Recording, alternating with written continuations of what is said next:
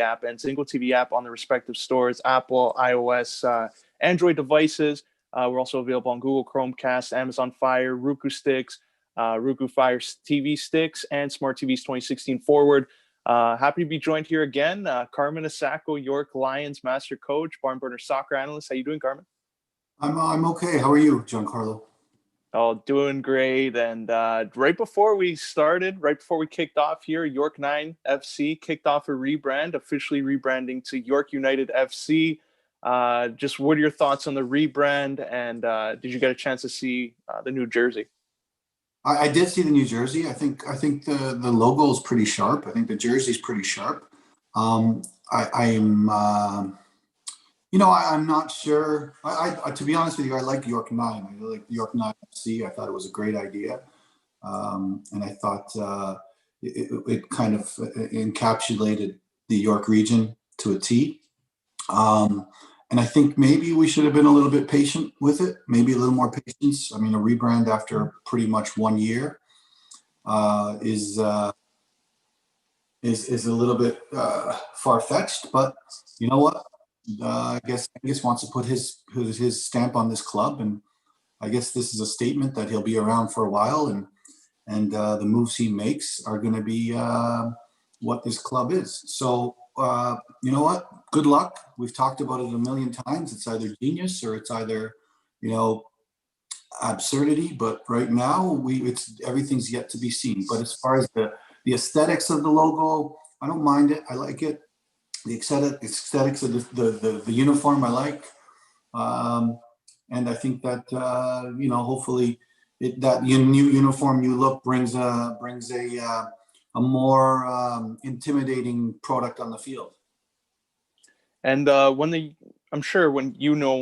club was announced, they had everything in the commercial about them uniting all the regions in New York, like Mississauga, even. They even had that in the commercial, Toronto, outside the GTA. Now that they're actually named York United, should their scope still be within York region, or should they be looking to branch off into the GTA and try to attract more of the outside the fan base jurisdiction? Well, I mean, I think it was the proximity to the York region that everyone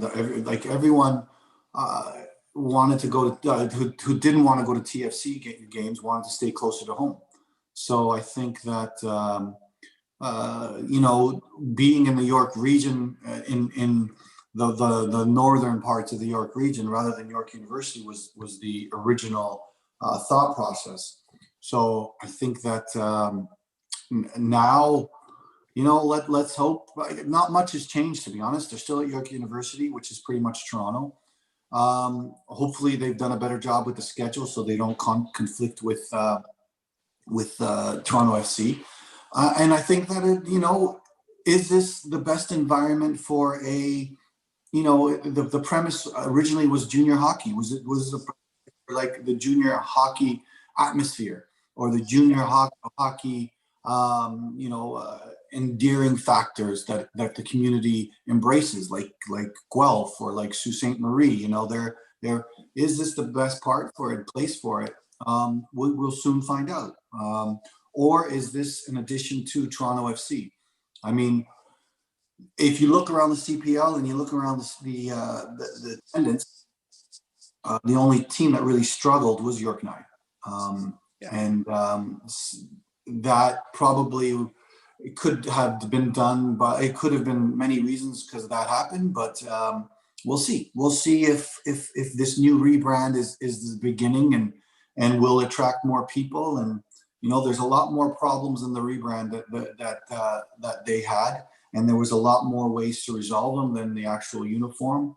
And I'm obviously talking off the field, and I'm obviously talking about the relationship between York 9, the professional team, and York Region Soccer Association and the clubs.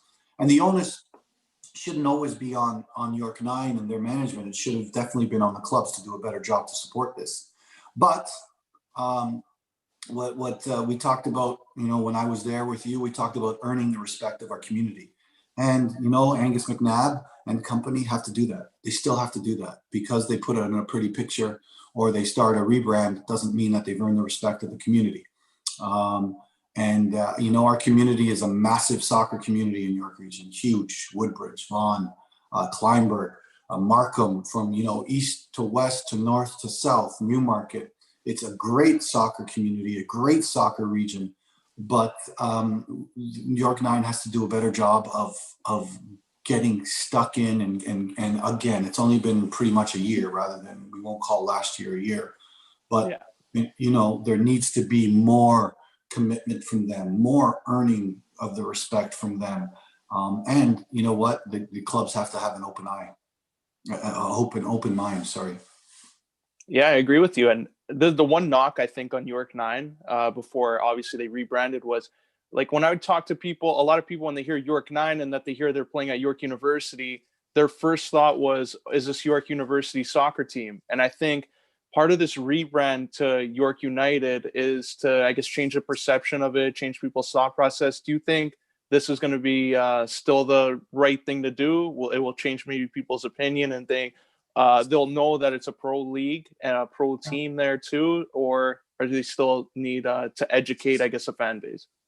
No, absolutely, they need to educate. Absolutely, they need to educate, and they need to embrace. But I mean, there's small initiatives that the York Region Soccer Association could do as a group to make this happen as well.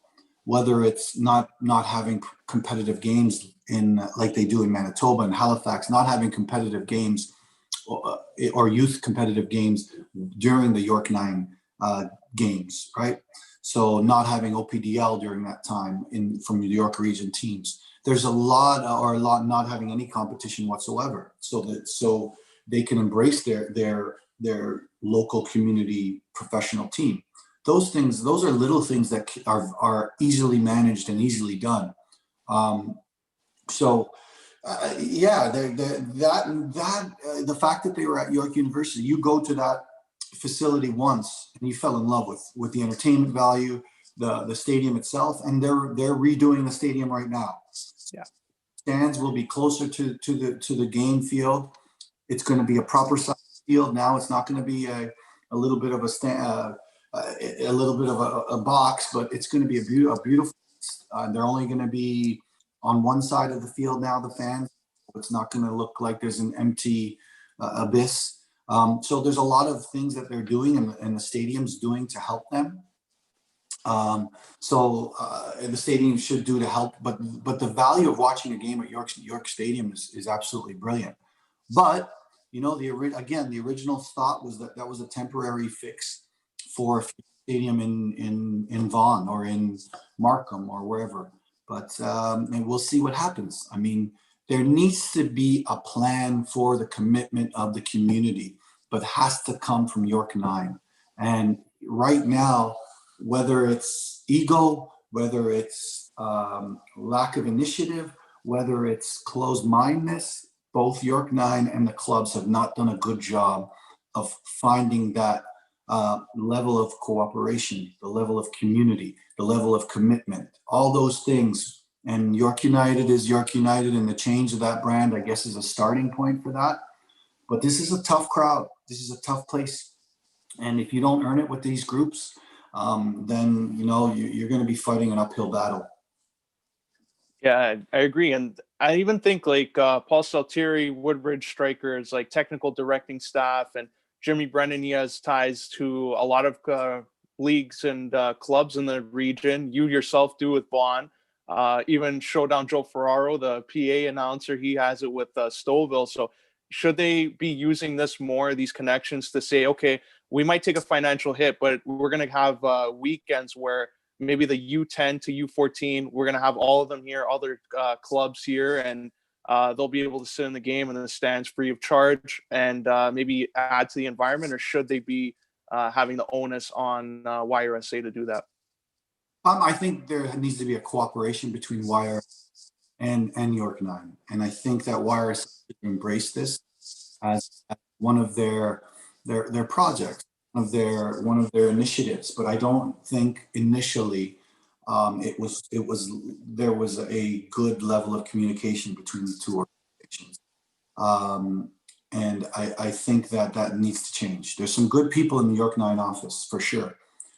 There's some good people that that have been involved in the community at different levels and community clubs, just like you said, Paul Stelteri with Woodbridge.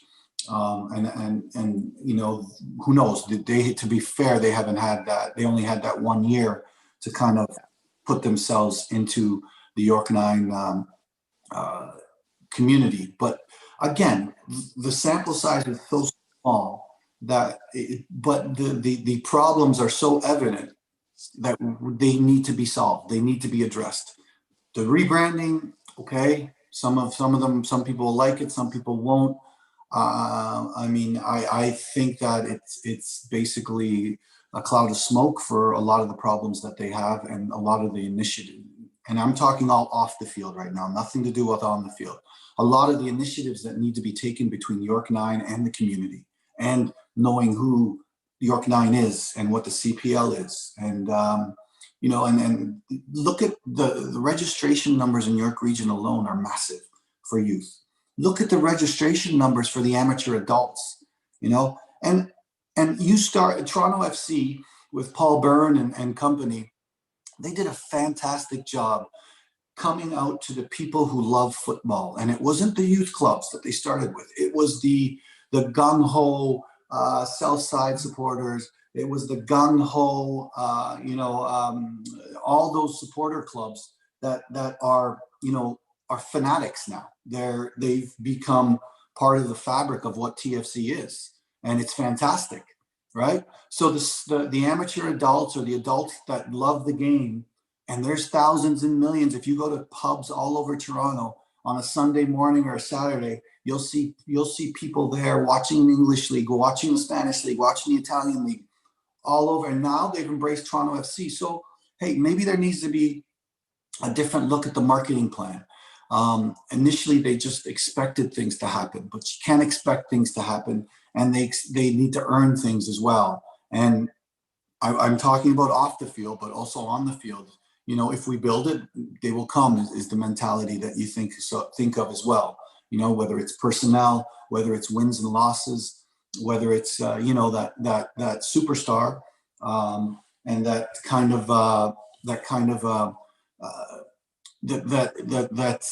carrot to bring people there is still, you know, lots to do with it. Lots to do still. And to be Sorry fair, about that, Carmen. Yeah, now I'm just swap screens there, but look I at- agree there. I think it does make sense to do what the YRSA should be looking at is have like more restrictions in place. Like, okay, we're gonna have this night for a designated practice. We're gonna have this night for a designated game. Should they be more open to that if York United came up to them and proposed a plan? Yeah, absolutely. I mean, I don't know if, because there's so much micromanagement in a club system for training and all that stuff. But at the least they can do is not schedule York Region Soccer Association games while York 9 is happening. York United is playing their games. So that's the least they can do, and that will have an effect. And tell them why they're doing it. You know, York Region Soccer Association haven't come out and said, we want to make this our home. Whether, again, we don't know the impetus or the reasoning for it, but they need to do that. They need, because professional soccer is important in our area.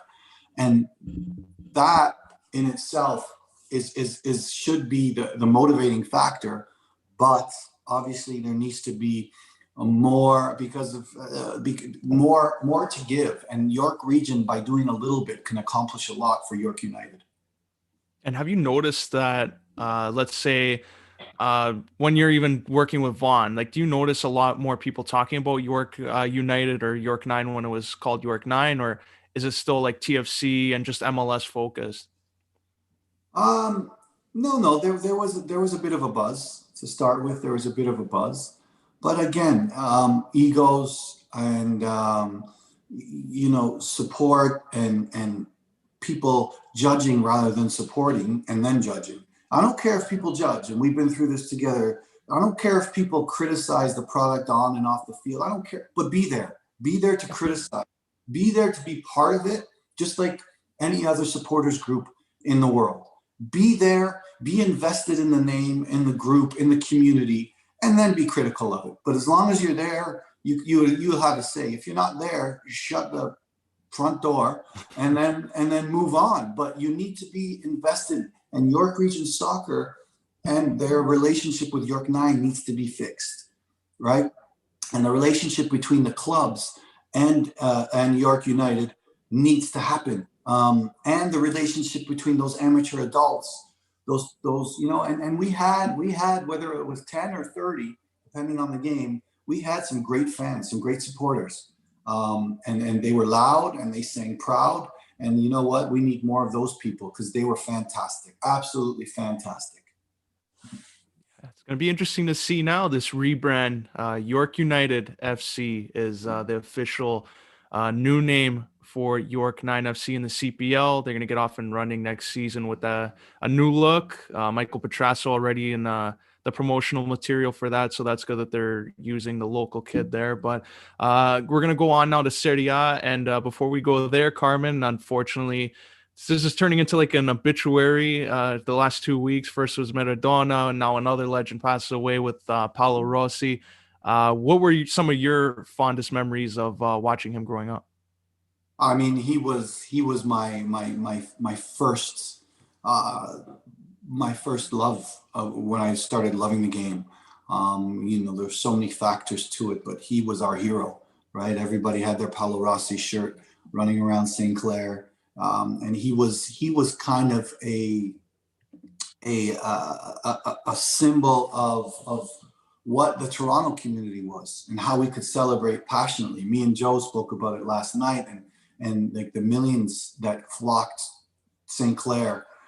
Yes, number one, they were Italian, and yes, it was a celebration of the culture, but it wasn't just the Italians. It was the Spanish. It was the Portuguese. It was the evolution, pretty much, of the culture of Toronto. The culture of Toronto, which is a multicultural society, but came together, and they were always together in purpose, building all the communities in Toronto and around Toronto, whether they were builders or cement workers or bricklayers or whatever it was. There was the immigrant building Canada, and this was their opportunity to celebrate Paolo Rossi in the 1982 national team, but it had a bigger, stronger meaning.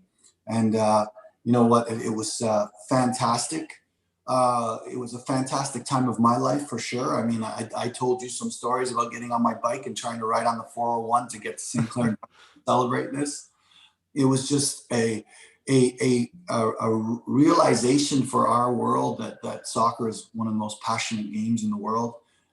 From Paolo Rossi's celebrations to Antonioni's celebrations, it was just a thing of beauty, a thing that I didn't know I had inside me until I celebrated the way I celebrated, and I had that pride the way I had the pride. And it's thanks to Paolo Rossi that not only Italy had that time to celebrate, but it was thanks to Paolo Rossi that all of Toronto, all of Ontario had that time to celebrate, and Italian communities all over the world came together and celebrated. So that's how we moved on, and now things are moving forward. And it was an evolution, and it was kind of, you look at St. Clair and what it means to community celebrations right now, whether it's the salsa on St. Clair, or whether it's the Italian festivals, or whether it's the youth festivals.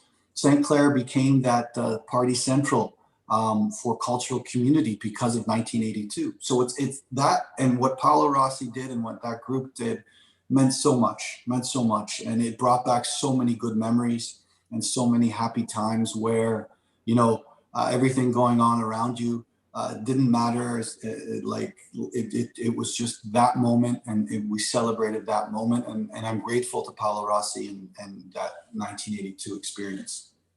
Yeah, and also during that 1982 World Cup, like at that time, there was still that scandal that went on, the match fixing scandal, and he hadn't been playing for a while. It comes out of suspension, the criticism of whether you put him on the team or not.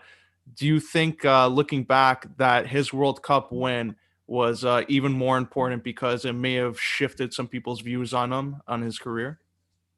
Absolutely. I mean, he had his career was a lot of downs, but a lot of ups, and a man who, again, embodied the Italian Canadian, the Italian immigrant, or the Portuguese immigrant. They got knocked down a lot. A lot of people, especially in creating Toronto, got knocked down, and Paulo Rossi was one who got knocked down a lot, but every time got back up. And the epitome of his getting back up was after being out for basically almost 2 years, and Bezzot having the belief in him because he was the best striker in Italy at the time as well, before he got suspended for the betting scandal. But yeah, he was the emblem of what was happening all over the world at that time, and we're happy for someone who made amends on his world, made amends on making mistakes, and then move forward. And in 1982, St. Clair, I've seen the pictures of it. I still have a poster somewhere in my house of that. But I remember 2006 on Market Lane. If you can describe the scene in 1982 around that time on St. Clair, and then what happened in 2006, how would you compare the two? Well, I mean, 2006, 1982 was the start of everything. Without 1982, there would be no 2006. But it was almost a love fest, and I remember not only Italians there. My mother had a store in St. Clair where we pretty much opened up the doors, put chairs out there, and not one thing was taken, not one window was broken. There was just a celebration of life, a celebration of community, and a celebration, obviously, of we just needed an excuse in the 80s, to enjoy that time, and the Italian national team and Paolo Rossi, and the kind of beginning of media, and being able to watch these games on TV was the start of this mass appreciation of the passion of soccer, for sure. But in 2006, yeah, I mean, nothing will ever compare, and I know nothing will ever compare to the 1982, the cathartic feeling, the feeling of emotion. That nothing will compare to it. But 2006 came pretty close. 2006, and who's ever going to forget Gol di Grosso, Yeah. Andiamo Berlino. Those emotions for you were probably the first emotions you ever felt like that. The first emotions of passion and kind of fulfillment and pride that you've ever felt. But we all did that in 1982, and and 2006 was great, and but that emotion of 1982 could never be redone, never be recreated. Yeah, around that time. Around that time too, like having not won the World Cup since the 30s. So that just gets heightened even more. That reaction that people must have had, because 2006 was after 94, the heartbreak there with Baggio over the crossbar. 2006, I agree with you. It probably wouldn't compare in terms of like emotion for some people. But I'm going to transition a little bit onto this topic of Italian soccer, because I had to bring it up there. Inter and Champions League. What were your thoughts on this now, and where do they go from here? Not never mind Champions League. They're out of European competition. All things. So I mean, they had a tough group for sure, but they just need to. It's a missed opportunity rather than a unlucky or unfortunate event. It's a missed opportunity because they had everything in place to be successful. Regardless if it was Real Madrid or Mönchengladbach, they had opportunity, and they were pretty lucky to get to where they were with the VAR offside goal again that got called back to make it 3-3. But I mean, again, not getting it done against Shakhtar Donetsk, which is probably maybe a sixth of the salary that they have, or a sixth of the money spent on that team, and all the superstars they have. I mean, this is a massive failure from the administrators to Conte to the players. So that's the one shining light, that they can all take responsibility for that. And now they're 5 points away from AC Milan. They have all the concentration and time in the world. But being out of Champions League and being out of Europa League is not going to be. It's going to be harder for Conte to manage all his players. It's going to be harder because of playing time and because he kind of had a rhythm in both competitions. But now it's obviously you're going to try to use your what you believe is your best all the time. But does Alexis Sanchez or Martinez get less time? Does Brozovic or Perisic, have a lesser role, or does the January transfer window change for them? So a lot of things happened, and a lot of investments happened. So this is a massive readjustment for the whole club, a massive blow for the whole club not to be able to get to that second round, or that knockout stage, which hasn't happened since I believe 2011 or 12. Yeah, and before John Nelson comes in here, I'm going to get his thoughts on something else that happened. But in terms of Inter, now they're not in Champions League, they're not in Europa. They have all this focus now going into the Scudetto. If Inter doesn't win the league now, and let's say for whatever reason, either AC Milan, Napoli, or Juve, even Sassuolo were to somehow win it, is Conte for sure gone after that? No, I don't think he's for sure gone. I think that I mean he's got his project, and I think the third year of a project should be where a coach, gets his most judgment. So and I mean it's pretty much his pieces everywhere. So no, my feeling would be that they stay with the plan, they stay on course, and Serie A is not easy to win, regardless of the types of competition they're in right now.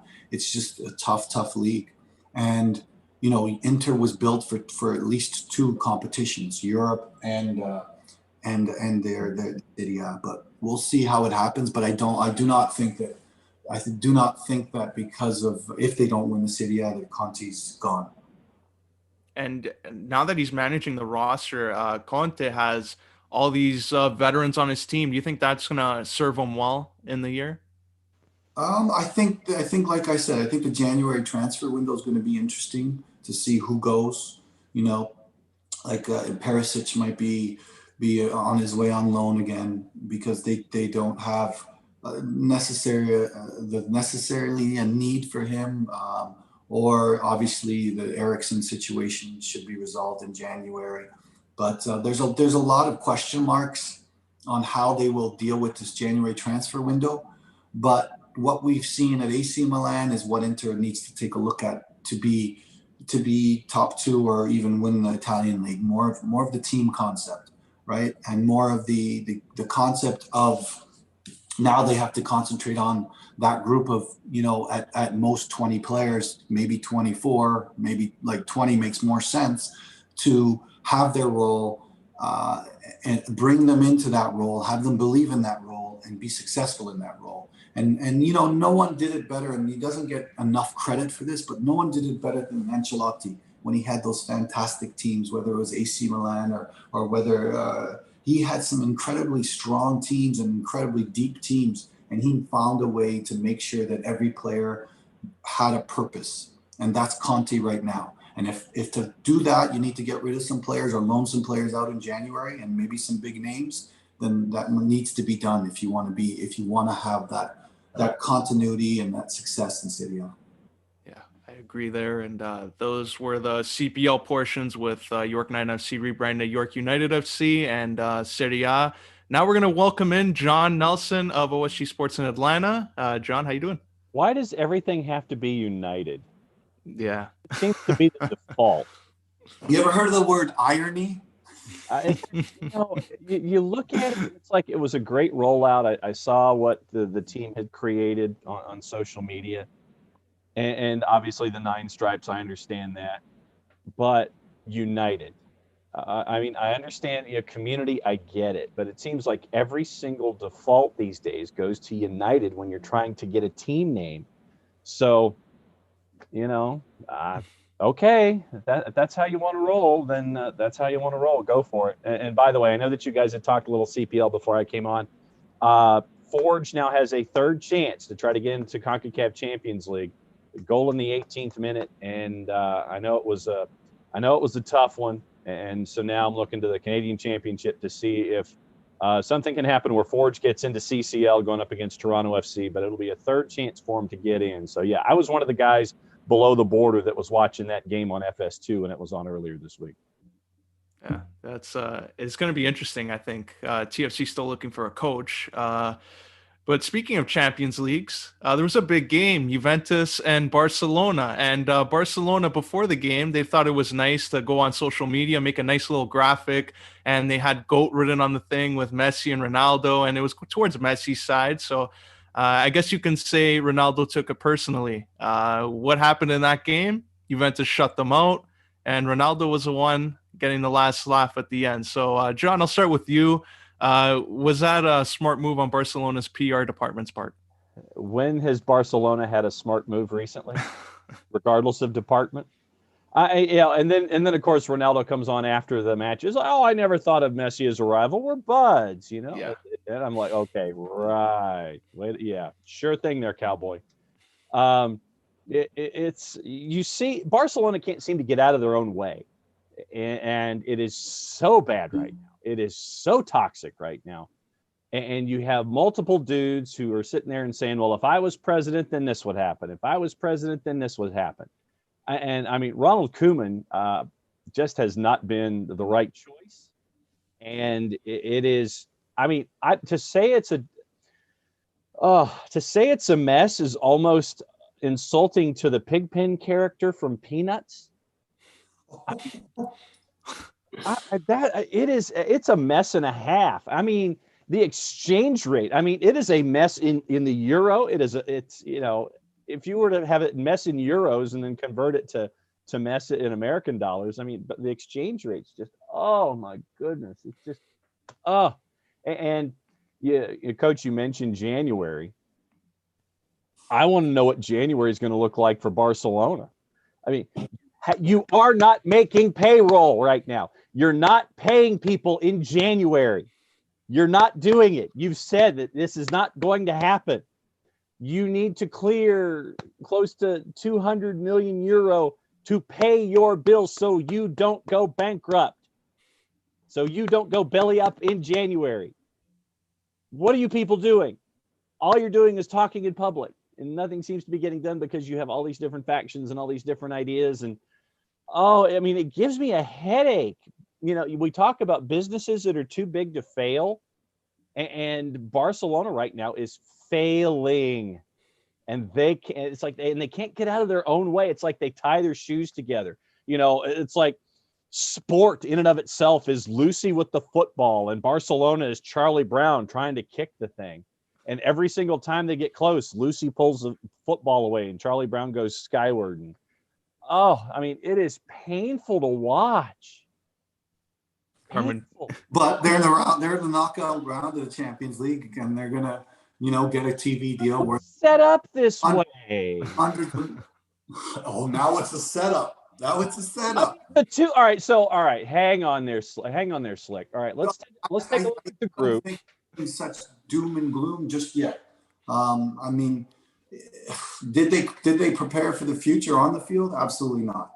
But it's just they're losing games they should never lose. But I think that's more in the mentality of the player right now, and everything and just everything around them that's negative. But they're not that bad.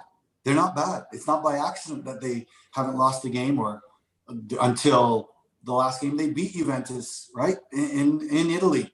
And let's not forget that with a good group. Yeah, PK's out, which, you know, and Umiti is, just not right. In infamous words of Mo Johnson, he's not right. But there's a lot of issues for sure. But I mean, we're talking about Barcelona. Yeah. And we've talked about. I just don't. They're the failure and what they can do to raise $200 million in a drop of a hat. Is Barcelona. This environment, in this current global environment. Still, yes, in this environment, they can. Sorry, I mean, I'm reading Paul George just signed a max deal in the NBA. Yeah, and what the NBA had to license themselves out for $900 million so the teams could make payroll. I mean, okay, here's Group G. Getting back to Group G: Juve, Barca, Dinamo Kiev, and Ferencvaros out of Hungary. Don't tell me it wasn't structured for Juve and Barca to get out of there. No, yeah. Yes, but I mean, Dinamo Kiev on any given day, like Shakhtar Donetsk, the Ukrainian powerhouse, you know, got through the Europa League. But Mönchengladbach, you know, nothing. But so I'm just saying is that this is Barcelona, and I still there's a way out. And Messi's still there. He's still there, and he's still the marketable one, and they're still going to find a way to try and keep him. But the one thing that puts me aback is that Manchester City probably can't be a target because of Pep and his integrity of the situation. But who knows? I just think that there is a way out. I mean, there's a way out with Messi there. If you can find it, dial them up and tell them how. Seriously, dial them up, and it's like, I'm not here to talk to Bartomeu. Have the NBA invest, or the LA Clippers come in and say, yeah, hey, Steve Ballmer could probably do it. We'll give you Messi. He could dribble a ball. You don't think they'll make $200 million in advertising on? Put him in a jersey. I don't think that financially it's all doom and gloom for them. I think that they have resources to get out of it. And their main resources is disagree with you. It's not the first time, but I profoundly disagree with you about this. They're going to have a massive sell-off in January. Should they sell Messi right away, though? Like, should they just call someone right now? Last summer. Yeah. Their hands are tied. Last summer, instead of sitting there and hanging on to contract where you ain't getting nothing out of the deal. I mean, Manchester City, after the transfer window came out, Manchester City actually said, yeah, we'll give you $15 million after the fact just to get something going, just so Barca could have some money. But they made the mistake by not disposing of Messi last summer when he had a year left on the deal, so they could get that 9 figures to help out their bottom line. I think that was the mistake. Yeah, it's an interesting one. I don't feel sorry for them. They've had enough winning. So if you were speaking of teams that won, though, Bayern Munich topped Group A. They had Atletico Madrid, Salzburg, Lokomotiv in there. From what you're seeing, I'll start with you, John. Should Bayern be looked at as a favorite going into the knockout rounds? Choice D, blank. Yeah, they should. I mean, and we had this discussion last night on Soccer Down Here. What 1 versus 2 would you like to see across the board? And if you could be the schedule maker, what team would you like to see that's a second seed go up against the number 1? And I said, if you could pair up Atleti and Manchester City as a 2 and a 1, that would be my dream matchup in the second round. I mean, I know that Manchester City for me is one of the top favorites in this whole thing. Bayern's a favorite for me. Manchester City's a favorite for me. Chelsea and Liverpool are up there too.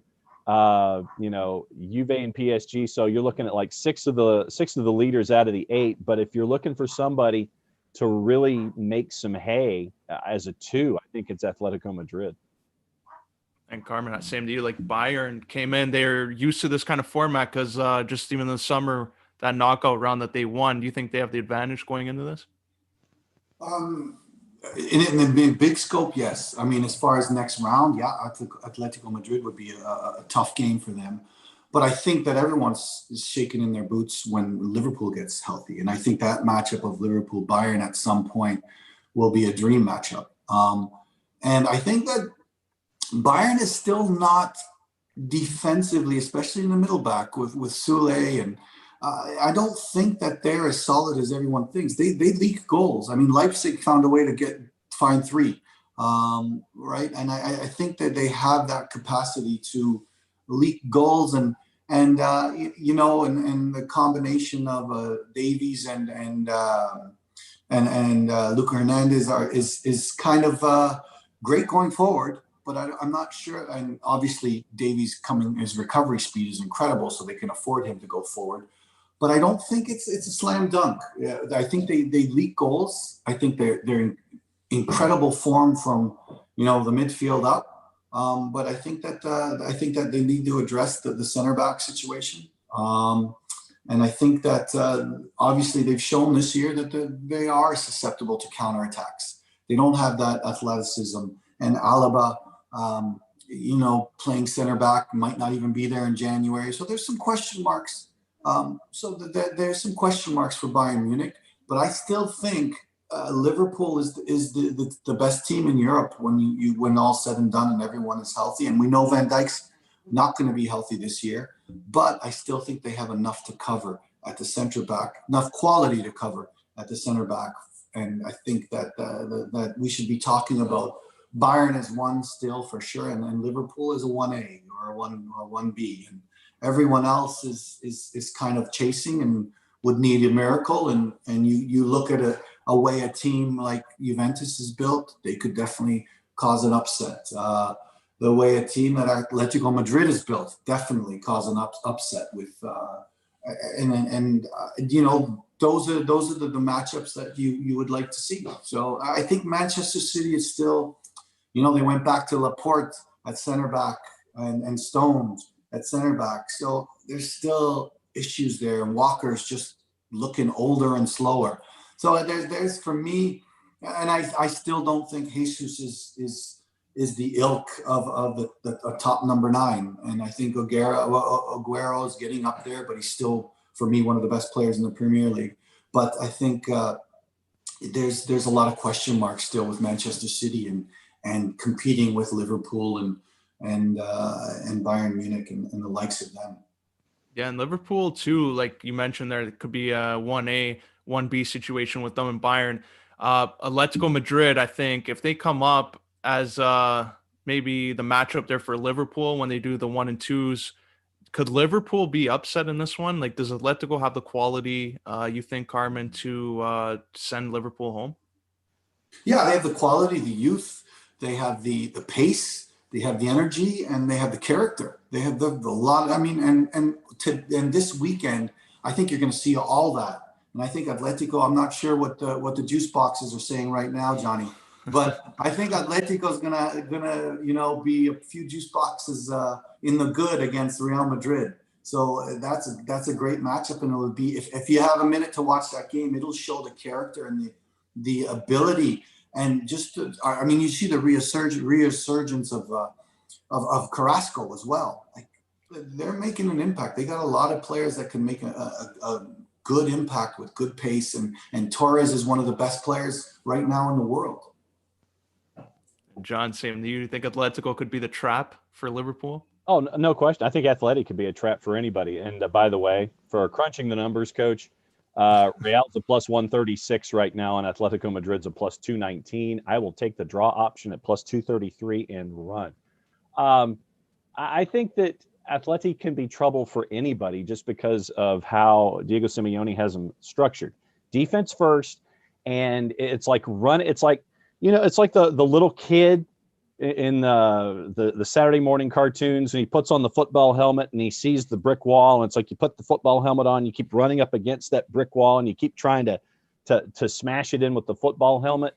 That moment when you do it one too many times and you stumble and you get dizzy, that's the moment that Atletico Madrid takes advantage of what's going on. All that time of trying to beat that brick wall the entire day, that one mistake that you cause by not being focused, that one moment, that's when Atletico Madrid can turn around and beat you. And that's what I think that any of these number ones that we're looking at here, when they get Atleti, it is going to be a mental test for them going up against this team, because, yeah, you could have all the style in the world, but going up against Simeone is like going like this. And then it's that one moment when your head gets tired, you take that one moment and you turn off. That's when Atleti takes advantage of it. I think that Atleti is going to be a pain in the butt for anybody and everybody in this. Yeah, should be interesting to see. That's the Champions League portion. We're going to go on to MLS now, and they got their own championship that's going to be crowned tomorrow. Columbus taking on Seattle. Seattle in there once again. John, do you think this is Seattle's game to lose?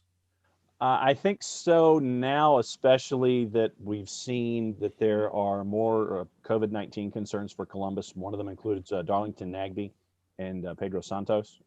So when you don't have that straw in the midfield for you, I think that's going to create a problem.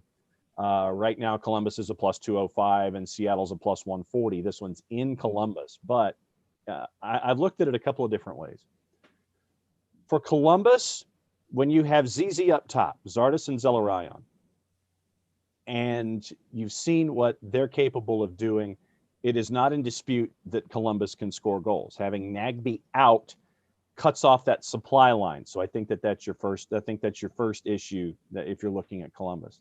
Also at the back, you have Josh Williams, Harrison Offal, Valenzuela back there, and that it's a very stout back. But my concern is in net because Eloy Room has been out the last handful of matches because of COVID-19 concerns. So, and this is a question that we come up with a lot, and we've seen it in the Stanley Cup playoffs and in these knockout formats. If you've got a keeper in Andrew Tarbell who has been there and he's gotten you to the final, do you stick with Andrew Tarbell, or if Eloy Room is healthy, do you bring Eloy Room back in? And that's a question that coaches face all the time. Do you go with the hot hand or do you go with the experienced number one? So I think that there are a lot of questions when it comes to Columbus. For Seattle, I think that once again, you're looking at the Hydra. You're looking at Morris, Ladero, and Raul Ruidiaz. There are issues for me in midfield and defense, especially with the Nuhu Tolo bingo card that we have available. Nuhu can come in, make a strong challenge and stop a team coming in to try to attack in the final third. But at the same time, his brain can go walkabout and he can make some very silly decisions when it comes to challenging too harshly, clearances, just momentary lapses in judgment, those kinds of things. And a guy like Nuhu constantly worries me when you're looking at Seattle. You have Joao Paulo, who's become a part of it, Andrade, who's become a part of it at the back, and Stefan Fry, who is established as one of the solid keepers that is there in MLS. Seattle's been there before. And when you look at what Seattle has been able to do, I think that, and Coach knows this too, I think that teams, when you manage them, adapt the personality of their coach. And when Seattle was down 2-0 to Minnesota United, they weren't freaking out. Brian Schmetzer, in his librarian IT persona that he has down there on the touchline, he's just writing notes. It's like, okay, this is what we're doing. You're down 2-0. You make a substitution with Will Bruin, and a couple minutes later, you score. It's 2-1. How Raul Ruidiaz is unmarked at the back post off a set piece to make it 2-2, I have no idea. Dabasi is late marking Svensson, who is in for his first action in a long time, and it's 3-2. I think that Adrian Heath deserves a lot of the blame here for not making a defensive substitution to create this situation. So Seattle it's Rob Stone on Fox calls it Schmetzer time. And that's what we saw in the last 20 minutes going up against Minnesota United. They're calm, they're cool, nothing flat, nothing just gets them sideways mentally. They're unflappable in these situations. And I think that helps out as well when you're getting into these situations. And same to you, Carmen. Like, do you think Seattle, their championship pedigree is going to be on full display on Saturday? I do think so. But I do think there's a massive difference between Minnesota and Seattle, and Columbus. Sorry, I don't think that. I think Columbus would be better prepared for a 2-0 situation. So they better tread lightly. This is news to me about Darlington Nagbe and Santos, which would be massive blows. If I'm MLS, I want the best game I could get. So I might take an extra week or whatever to make sure that the two best teams are out there. I'm not sure what protocols are, but they're playing the game. It's not getting pushed back. You got too many commitments with national television contracts. This was the date the league set. And so now it's up to Caleb Porter to try to figure it out. Well, if there's anyone that could figure it out, I think he can. And I think that he raises the level of this group. And you look at a player like Josh Williams, who we knew at Toronto FC. to be honest, he was a fringe player, maybe on the squad, maybe in the 18. But now you look at him, and he's a wily veteran with like an incredible commanding ability, and I think you got to be careful. You got to be careful with Columbus, because they're a team that looks like can manage a lead, can manage a game a lot better than Minnesota did, and I think that if Seattle has those lapses like they did against Minnesota, it will come back and bite them in the butt. But I think that they've learned their lessons. I think that they know the difference. And you know what? Even as a player, I played against this team so many times, and it's the mentality and the attitude and the no chance mentality of this group is and it's kind of an earned arrogance and all that stuff that they have. It's just what you want every team to have as a coach. So I think they've learned their lesson. I think it's going to be a scary 90 minutes of heck for Columbus.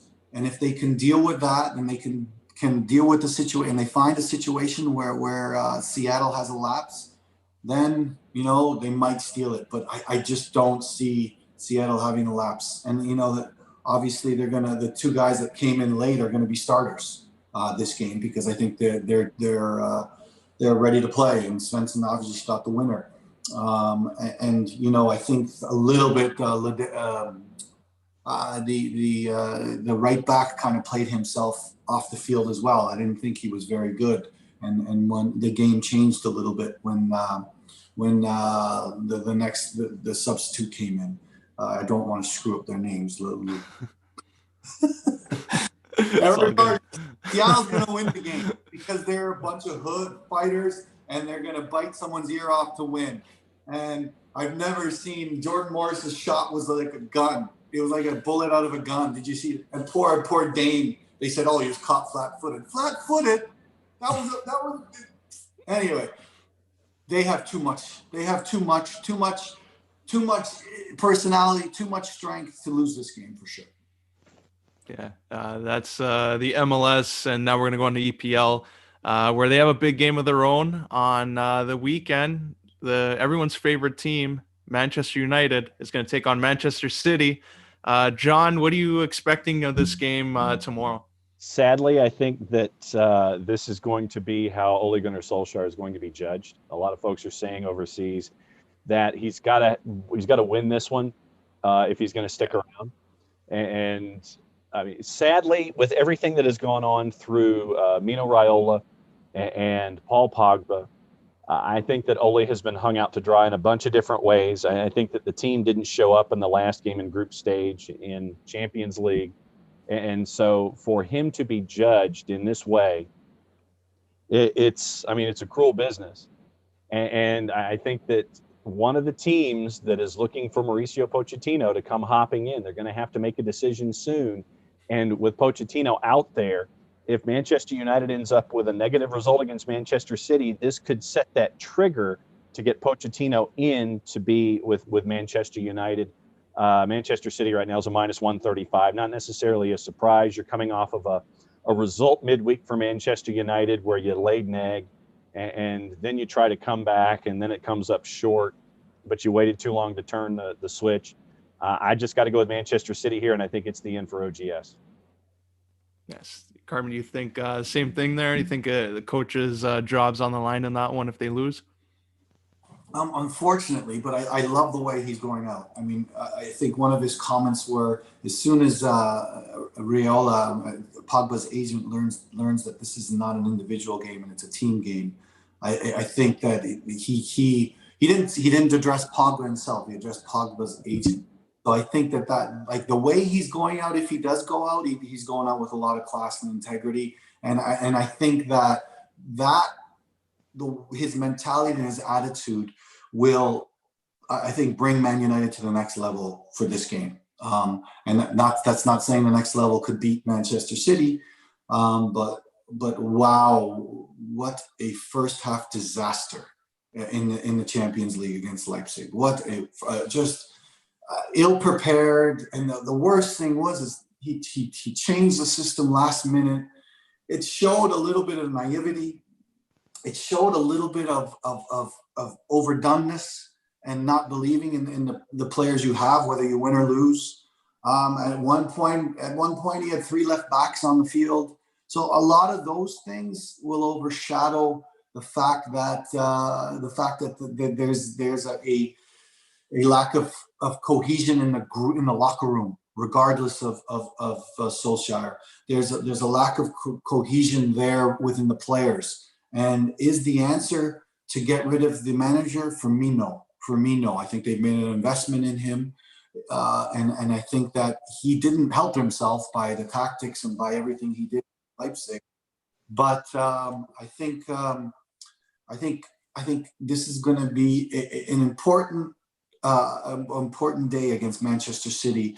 And I think that Ole Solskjaer is the kind of man who puts up his hands, said, "My bad. We can make this better against Manchester City. Let's go toe to toe and get this right."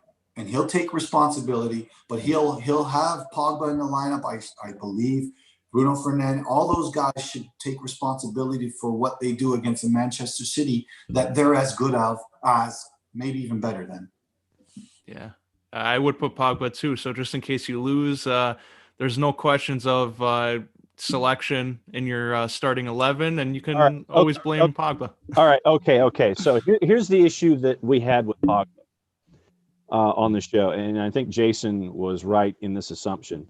If Pogba doesn't want to be there, Raiola's running his mouth, I think that they should, and I agreed with Jason on this. Jason posited this theory. You should have just sat him. If he doesn't want to be there and he's going to be negative and his agent's going to run his mouth, sit Paul Pogba and turn him into Mesut Ozil. Turn him into some mascot. If Ozil's Gunnersaurus, great. At least he's still trying to get stuff done, to help out the club. I would have sat Paul Pogba. I'm in complete agreement with Jason on this. It's like, this is where Ole should have taken a stand and said, it's like, I'm tired of your agent running your mouth. You don't want to be here. You've said things that where you've said you enjoyed spending more time with your national team in France than you have with your teammates here at Manchester United. I'd have sat him from this moment forward, or from last week forward. And it's like, all right, you want to run your mouth like that? Fine. There's the bench. Enjoy it. You don't even have to dress out. You wouldn't have even been on the bus to the RB match. You'd have been at home. I wouldn't have spent the money or the time on you. Stay at home. I don't want you here. There are guys that want to be here. They want to play. Your agent is putting stuff in the water that's not cool, and you're not helping out by what you're saying publicly about spending time in France versus time with your teammates. No, I don't want this in my locker room. And coach, I don't know if in your tenure you've had guys that have said things and they don't want to be a part of the locker room, but they're a talent. But to me, I would have just sent Paul Pogba home. It's like, dude, look, you don't want to be here. We don't want to have you. We can do better without you. We can build better without you. I don't disagree with anything you said. I think that perspective is healthy, useful. But yes, I've had some bad apples in a university environment and different environments. But my philosophy is okay. Your agent wants to talk. He represents what you are. I want you to go to Juve. He doesn't even want you to hang around. Show it on the field. Show me what you're made of. Because a soccer player isn't judged just by his highlights in his hair. A soccer player is not judged by what his agent says. A soccer player is not judged by his quotes. He's judged by what he does on the field. Go on, young man. Let's see what you can do. Let's see if you can help us win this game, right? You're on the field. This is your responsibility as much as it is, your teammates and the people that surround you. Now, then, like Giancarlo said, if they fail, he's part of that failure. If he's successful, then hey, he's put his words to action, and you know what? So be it. So I don't disagree with your perspective by any means, but you need to give your most expensive player and your most expensive superstar the ability to be successful or the opportunity to fail. So these are the things that I see, and this is how I would handle that situation. And you know what? At a certain time, he either takes responsibility for what's happening and makes everything around it better, because it's not like he's at Sassuolo. He's at Manchester United, one of the biggest clubs in the world. So he needs to. That's how I would deal with that situation, and I would play him against Manchester City, and I would still look to deal him for sure. But I would make sure that he's on the field and he's being judged not by the words he says, by the actions he does. And you know what? We'll look back to the NBA and say Allen Iverson and practice. That's how I look at it. Yeah. Not the game, practice. You know what? You've done the disciplining. You've done it your way. You've had all the child psychologists in. Let the kid play. Let him play. Let him. Let his actions speak for himself, and let's see what he does to make that difference. That's I don't disagree with the way you're saying things by any means, but that's how I would handle that situation. Yeah, I agree. Both of you raised good points. Like John, I agree with you. If his tenure was viewed as being a little bit more safe, I think that's probably what he would take a chance on. But if this is going to be his last game, most likely, gotta just go out there and prove out that. the door. What is there left to lose? I mean, that's how I'm looking at it. It's like, look, just go ahead. Put your stamp on it. Show folks that you care about Manchester United, that it's always going to be here, and that you're talking and you're thinking for the club, and not some clown with an agent who sits there and wants to run his mouth. Or you can just sell him off to who's a bottom team in the league. Well, no, but there's talk that there's going to be a sign and trade with Juve, and that's that's part of the deal too, where Raiola likes to sit here and go like this. Yeah. Do you think PSG though would be like the one that just comes in? Like, I know Juve, he always put that out there because of the relationship he had there, and then Pirlo's the manager. But like, do you think when it's all said and done, he's going to be wearing a PSG uniform in January? I think it's Juve or Real Madrid, one of those two. And like I said, I think there's a trade that's being looked at with some money changing hands, but not full transfer fees and things like that. So there's going to be folks moving both directions by the end of this. And another game that's going to be taking place tomorrow is Everton and Chelsea. Ask you this, Carmen. Chelsea has been impressive going up the standings as of late. Everton going down. Is this going to be a pivotal game for Everton to get back in the mix of things there? Yeah, every game's a pivotal game for Everton, and because they're not that much better than the bottom five, and they're not better than the top five, and they're just as good as anyone in between. So it's a struggle. Talent-wise, you look at that group, and it's not overwhelming by any means. It's a group that needs to work together, needs to play, and their best players need to be at their best all the time. And you look at the likes of Richarlison and of the like, and again, he hasn't been as good as he should have been, or as good as he should be. And if that happens, they lose games, and they have the capability of tying Burnley 1-1. And coming from behind to do it. So yeah, it's a pivotal game. But I just think that, and I thought this from the beginning, because I didn't think it was going to be the Manchester City show, Liverpool show, like some other people. But I did think that Chelsea needs to find that consistency, and needs to find that consistency in rotation, and consistency and in player mentality and all that stuff. But we talked about at the beginning of the year how Thiago Silva so far, like we said, that was a massive transfer. Not all the young guys, Timo Werner, but that one player who can make the people around him better. And Zuma looks like the player that Jose Mourinho thought he would be right now. And that whole back four is just solid. And it takes a lot of pressure off of Azpilicueta and players of the sort. And, and he's had the courage to make that change in net. And Mendy's been predictable and making the save when he needs to make the save, which is what you want from your goalkeeper. So Chelsea, for me, is going to fight for the league through and through. I think they're going to be a team that is physically prepared to do both competitions.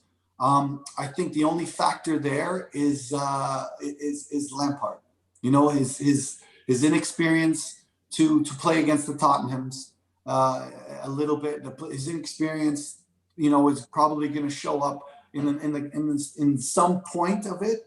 But I think that if he lets the players, which he has a plethora of talent there, to play and do what they need to do, and he doesn't put the reins on the Jorginhos of the world and the Contes of the world, and he doesn't overdo it, he has a fantastic team and a team raring to go to win this league for sure.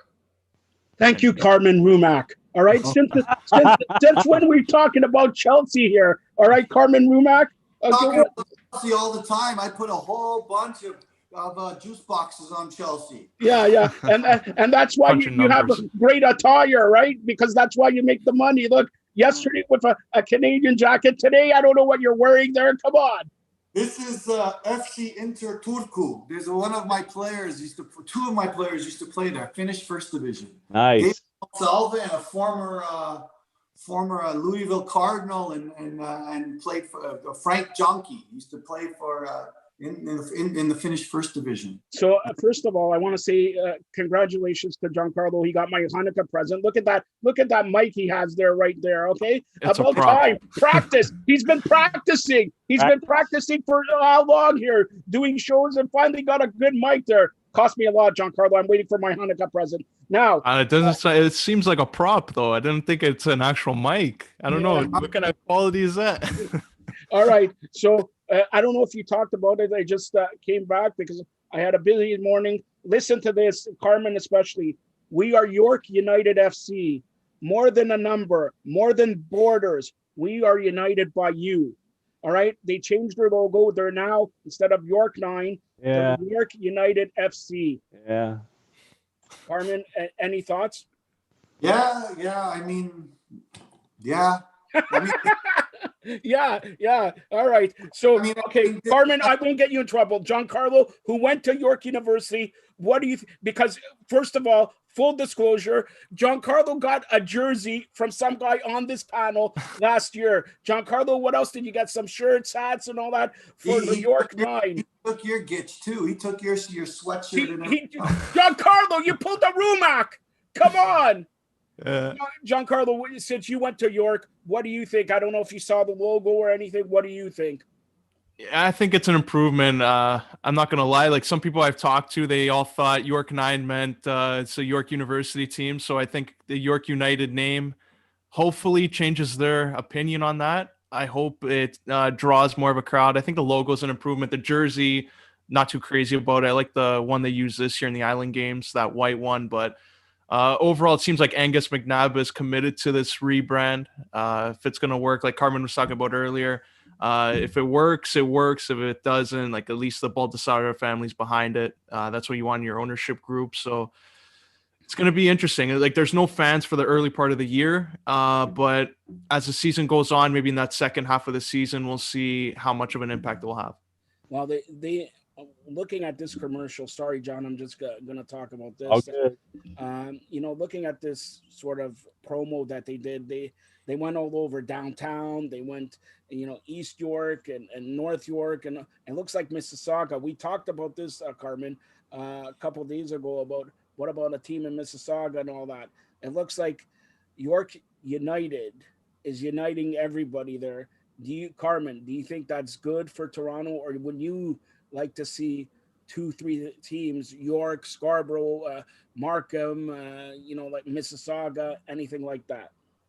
Well, we talked about the embracement of the community, and we talked about the kind of Ontario Hockey League setup where Sault Ste. Marie and Guelph get thousands a game, and how that would make sense in our area.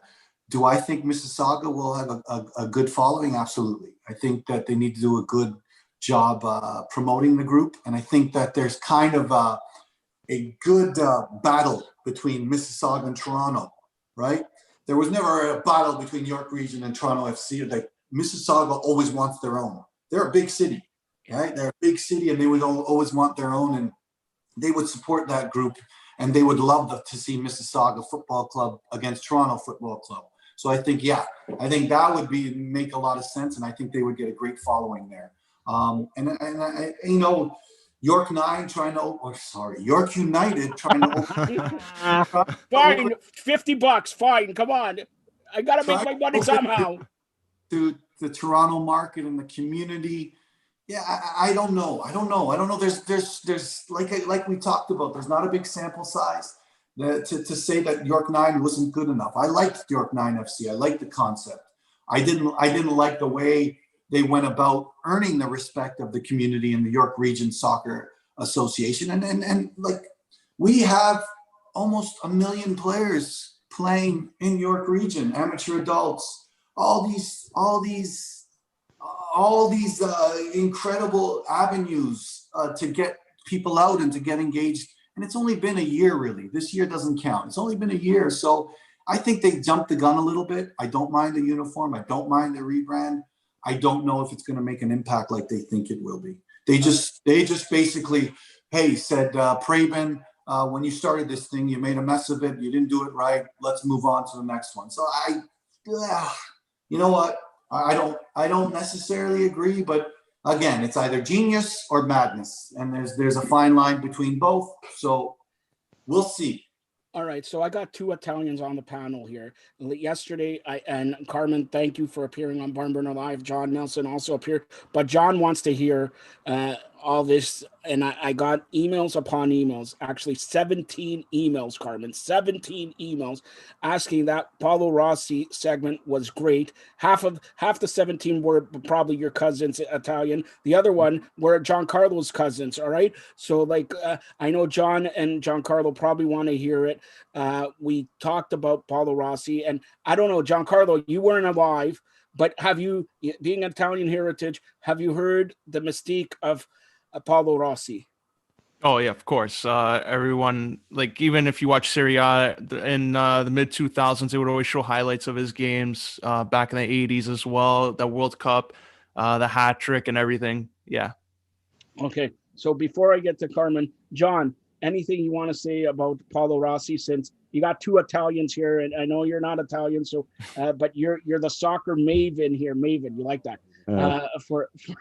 For Barn Burner, Maven, yeah. Almost beat on the Undertaker, by the way. All right, go ahead. Well, actually, he did. Well, all right, yeah, I know Carmen does not want to talk about wrestling. I was there at that Royal Rumble. Maven got taken out under the top rope and was thrown into the popcorn machine. So Maven won the Royal Rumble. See, Carmen, what he's trying to do? He wants to join the wrestling team where me and Giancarlo are talking every Thursday. He wants to join the wrestling show. Not enough. He has so many shows here on soccer down here, OSG Sports and Barn Burner, but he wants to join wrestling. All right, I'll tell you what, John. Next week, it's a credit to John about his knowledge. He's like Cliff Clavin of the Barn Burner Network. Next week, Barn Burner Live. You're at Spectacular. I have to be prepared to talk to John Nelson on this show. All right, you have to be prepared. He's going to be on the ball. And I know that we got into it a little bit about Rossi and Maradona, but I think to the larger picture here, I think that when you lose icons, and the best way that I can phrase it is this: when you lose icons, I think it's up to the rest of us who have seen it to continue to tell the stories of those icons that are lost, so those stories don't get lost, so those people don't get lost. Yeah, I know today you can sit there and look on YouTube and try and find videos of Rossi and Maradona and such. But those who were fans of those two are part and parcel to being able to share the stories of guys like that going forward, so they're not lost.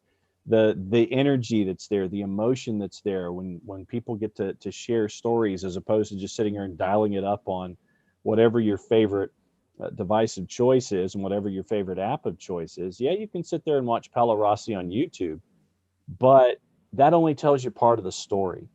And I think that it's up to those of us who appreciate the sport, appreciate what individuals like Maradona and Rossi have meant to their countries, have meant to their clubs, have meant to their fans. That to me is the larger takeaway in all of this. When Maradona passed, our show had just ended, and we were looking at other stuff, and we were looking at the wires and seeing how the news was breaking and all that kind of stuff. I ended up watching Teisei for an entire day, because you got to see how Argentina was responding to the death of Diego Maradona. And it was a nation and a sport that was in tears over losing an icon. And you're having the same thing here with Paolo Rossi. And so I think that it's up to us on the other side of this, once again, just to continue to let everyone know about their greatness and what they meant, so they're not lost along the way. Very well said. Carmen, quickly, do you want to tell Giancarlo who really Paulo Rossi was? I know you said it on Barnburner Live, but I really had good emails and very good interaction there. So go ahead, Carmen. Well, I mean, Paolo Rossi, like we talked about it earlier, Giancarlo, he was not just a footballer as far as our community was concerned. You know, again, it was an immigrant community, Portuguese, Italian, whatever it may be, Spanish, whoever it may be. They built the city, and their celebration for someone like Paolo Rossi, who got knocked down and got back up a million times. And, you know, for that team in general, but Paolo Rossi was a representative of someone who was told so many times that they're not good enough, they're not big enough, they're not smart enough. And just like the immigrants in all over our country, were told the same thing. He kind of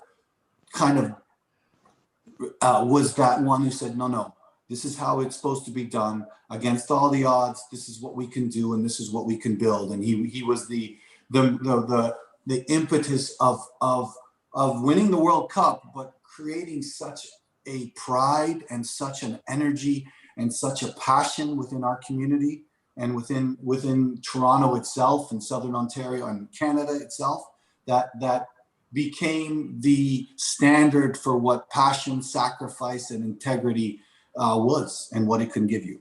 That's who Paolo Rossi was to me.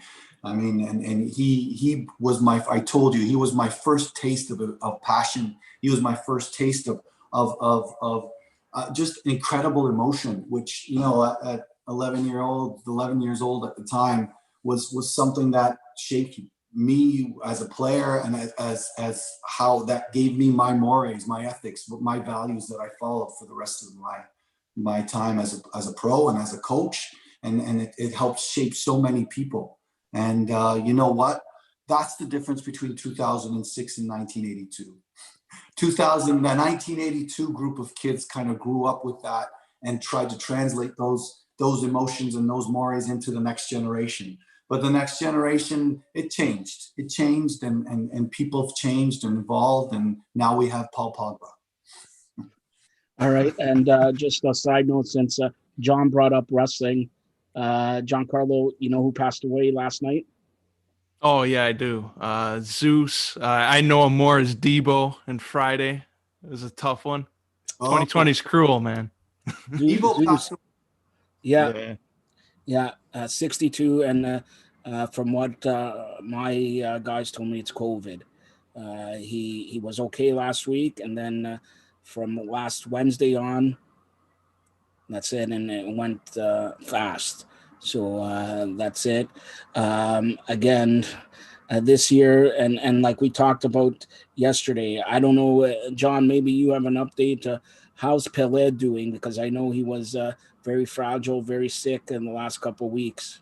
Everything has been kind of hush-hush involving Pelé over the last little while. So obviously very, very guarded when it comes to information, knowing how important he is to an entire country, an entire sport, and really to sport in and of itself. So the news that you've heard was the last that I've heard. It's been pretty much quiet ever since. All right. And Carmen, anything you want to add with Pelé? I think through his camp, through the Twitter, you could kind of feel that you know, that he's almost next, because he's been saying that there's a lot of heroes and a lot of legends in heaven now, and you know, unfortunately, that's going to grow, and we're going to get. And I mean, obviously, that you could translate that any way you want, but yeah, his camp has been active on Twitter, so you know. I'm at a point where I just want to remember and celebrate the lives of these people and celebrate the happiness that they brought to me personally, to my world. And obviously there was a different. Apollo Rossi was different than a Maradona, and but they're just two great stories. That I appreciate their lives and what they gave us, and I want the happiness of that rather than to feel this sadness anymore.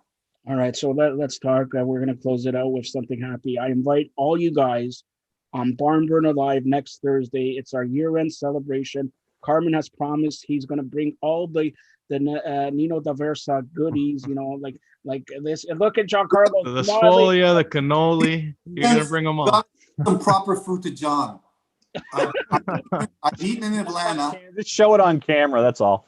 No, we got to send some proper food to him. Seriously, I've eaten in Atlanta before. There's not very you're not going to see it on You Gotta Eat Here, but Careful. I forgot. I thought we got over the whole Atlanta thing after they fired the Dutch coach. So I thought, but we gotta put a package together for you. There are some great pockets of food here, Italian, Hispanic, Southeast. Asian. There's a lot of different places. Colombian food. There's some restaurants there. Mi Abuela, tremendous restaurant. What about your grandmother? That's the name of the restaurant. Oh, okay. All right. So I urge you and I invite all you guys to the year-end celebration of Barn Burner Live. And Giancarlo, I think you're doing a celebration next week of the soccer show, because Giancarlo calls me up. Carmen, you got to hear this. It's a Friday. Do you know, Joe, Christmas is Friday. Big deal. I'm Jewish. You're working. But I have a heart to, and Carmen and John Nelson and even Giancarlo, the lifeblood here. You three guys are really kind of the lifeblood here of Barn Burner. So I'm gonna give you Christmas Day off. I'm also gonna give you New Year's Day off. All right. So that's it. But we're gonna have a big celebration on Barn Burner Live. That's Thursday, and the soccer show on Friday. But also, and Giancarlo, I'll close this out. All right, because I gotta do a special thing here. Tomorrow is my father's birthday. I'm not going to say how old he is, but my father, people now with COVID and all that, I urge you, and we talked about this, Carmen, last night. I urge you to keep, and Giancarlo, you're a youngster here, give a hug to your mom, your dad, and all that, because like you see what happens with Zeus, what happens to Paulo Rossi, what happens to all these people. You don't know when they're gone in a second, and you don't appreciate it till they're gone. So hold on to every second you have, because when you get older, I know, Giancarlo, you're 25, live life and all that. You get TFC passes, Joe gives you a new microphone and everything like that. You're with John Freeman Nelson, the talk of the town there. But you gotta, for your mom, your dad, your brothers, your sister, grandmothers, everything, just give them. It's the holiday season. You should give them a hug and be with them all the time, especially during the holiday season. But, now with COVID, one thing you learned is never take anything for granted. John, close it out. Tell everybody how to get a hold of you. Easiest ways on the Twitters at OSG Nelson. Like, friend, be a part of the conversation there at Cute Sports Guy on Instagram, because that's when the boss says that's what you are, that's what your handle is. Do not forget to download the Soccer Down Here app, available on iOS and Android, also the OSG Sports app for all the content, whether it is Barn Burner based when it comes to wrestling, health and wellness, all of those other things that are going on north of the border, everything going on with college football involving OSG Sports. Soccer Down Here, 9 a.m. till whenever, Monday through Friday, a bunch of other shows during the week. And at Jason Longshore is at Longshoe on the Twitters, so follow them all. And John, can you tell me how to get a hold of Carmen Asako? At Carmen Asako on Twitter. All right, thank you. Giancarlo Alino. You want me to close it out, or no? Tell everybody how they go. I give him a microphone. I should take that microphone and hit him over the head with it. Come on. Yeah. You can follow me on Twitter at John_411, Instagram at Giancarlo_Alino. Check out all my articles on barnburner.ca. And yeah. That's about it. All right. Again, thank you guys. You've been watching the soccer show here on the Barn Burner TV network, Zingo TV, channel 250. And once again, happy birthday, Dad. Love you. Take care, guys. See you next week. All right, be good. Later, guys.